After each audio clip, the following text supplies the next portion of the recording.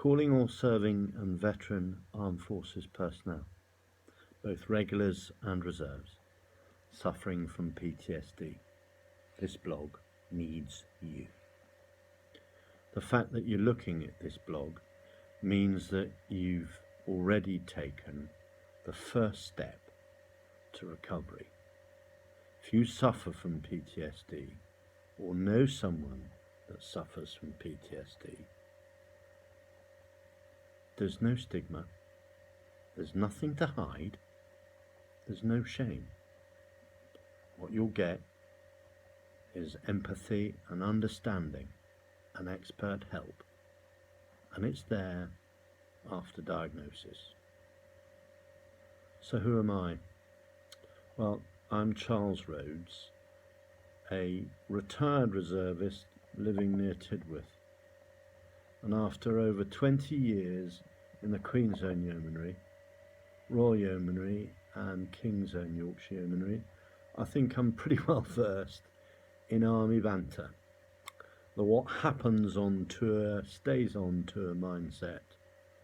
The been there, done it, got the t-shirt. As a casualty visiting officer, I got a very clear insight of the issues facing those returning from operational tours, and especially from my own soldiers returning from many an optelic or opheric tour in the period 23 to 2010, some of whom went on to suffer from PTSD to varying degrees. It's heartrending to bear witness to these difficulties, and now I have the chance to be of service and to help. Whilst there's a system for helping regulars and ex-regulars with such issues, the same can't be said for reservists. Once we get back into Civvy Street, they just fall through the gaps. There's obviously and clearly an unmet need here. So, why did I create this blog, you might ask? Very simple. It's to raise the profile and awareness of PTSD. It's a very real issue affecting the lives of many of our brave servicemen and women. It's as real and as debilitating as any physical injury, except that it lurks cammed up, unseen by many. The stats show that from Iraq and Afghanistan alone, around 15% of those deployed are affected by PTSD, of which over 40% are untreated.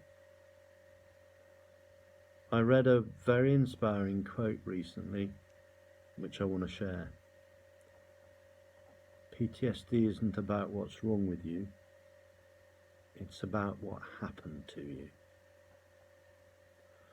High-profile figures such as Prince Harry and the current Chief of the General Staff, General Mark Carleton-Smith, and organisations such as the British Legion, the Army Benevolent Fund, Help for Heroes, Victims United Against Suicide, Service Dogs UK, and Combat Stress, amongst others, have done much to raise the awareness and profile of PTSD.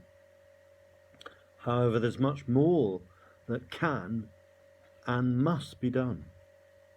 Lengthy traditional treatments, as well as inconsistent results, do little by way of motivation to obtain treatment. However, there is another way, and that way is neuro-linguistic programming, NLP for short. The next few blog posts will give you an insight as to what NLP is, how effective it is at treating PTSD compared to other techniques, and a remarkable case study of an Iraqi vet cured by its use. I had a proper meltdown in 2014-15, and I mean proper. And I got into NLP as a journey of self-discovery and personal development. I soon realised it resonated with me a hell of a lot, and that if I could help myself get out of my own dark place, I sure as hell could help others. So I did the whole course, and I qualified as a certified NLP practitioner. I use it normally as an aid to mindset development to my business consultancy clients. But then by chance, through Facebook, I reconnected with an old mate from my days in the yeomanry, who I'd not seen for over 10 years.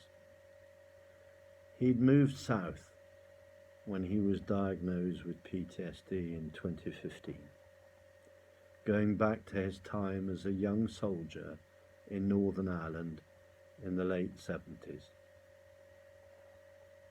And he was now living not far from me. He truly inspired me to help and to bring my NLP knowledge to bear and to specialise in helping those suffering from PTSD. And that's exactly what I do now. How good would you feel if I could help you change your life? Help you get a peaceful night's kip, dramatically reduce your anxiety levels with just a handful of sessions to rewire your thought processes and patterns. Think of your brain as a software program, if you like, full of files, some of which have become corrupted. The technique I use enables you to remove and delete those corrupted files, replace and reboot.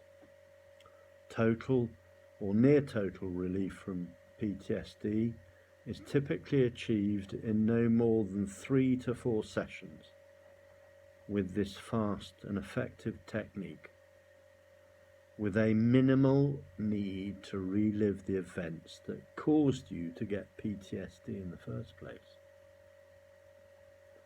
Later on, I intend to obtain interviews with as many of those who are doing such a fantastic job of raising awareness of PTSD as possible, as well as those involved at an executive and strategic level.